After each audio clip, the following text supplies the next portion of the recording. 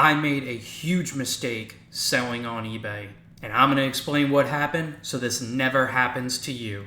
Let me take you back to a few months ago when I sold an Ellie De La Cruz Bowman Chrome PSA 10 on eBay. Several days after the sale, I received a message from eBay saying that the buyer wanted a refund. So naturally, I checked the notification, and the buyer had provided pictures of the Ellie De La Cruz slab.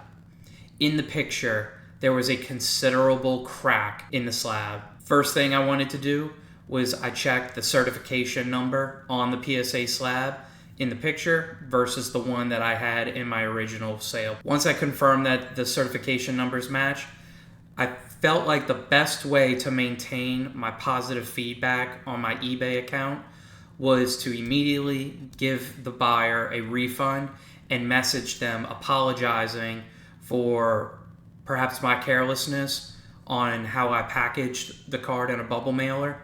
Maybe I didn't put enough padding in there or enough cardboard to protect that slab, but I felt like the best way was open communication with the buyer. Since the card was in perfectly good condition when I shipped it out, I felt that it was necessary that I attempt to file an insurance claim with the U.S. Postal Service. Therefore, I requested that the buyer send back the slab so I could have that card as part of the claim. In the following message from the buyer, all he mentioned was that the card was damaged when the slab cracked, but there was no acknowledgement that he was going to send the slab back to me. So while I waited for the buyer to respond further, I proceeded with the insurance claim with the Postal Service. With this claim, I prepared documentation and hand-delivered it to my local post office. These documents included the eBay sales receipt, the refund request, pictures before I mailed the slab, and pictures after delivery showing the crack. Several days later, I received a large envelope in the mail from none other than my local post office. As I was opening, I had already figured out that they sent me back those documents, and in there was a note that said this was not going to be enough. They needed to see physical evidence.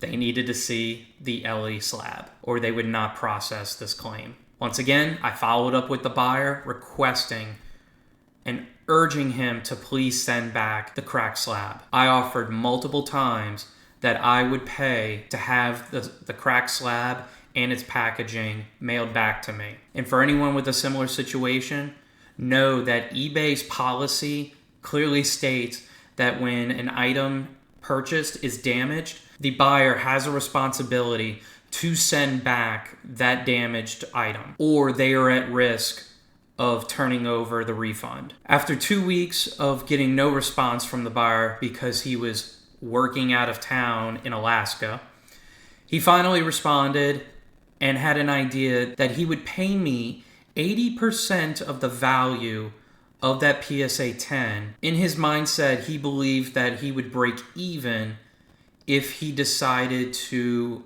resubmit the raw Ellie card to PSA for a regrade.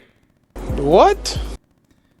It did not make a whole lot of sense to me, but after thought and consideration, I had already been battling this back and forth for over a month. It's been 84 years. And seemed to be getting nowhere. The buyer just didn't seem to understand that I wanted the slab and packaging back so I could file this claim and get it processed. And with no guarantee that the post office would even grant my insurance claim, I decided to accept the cash offer, and he immediately paid me. I don't know if this was a scam, if he cracked the slab on purpose.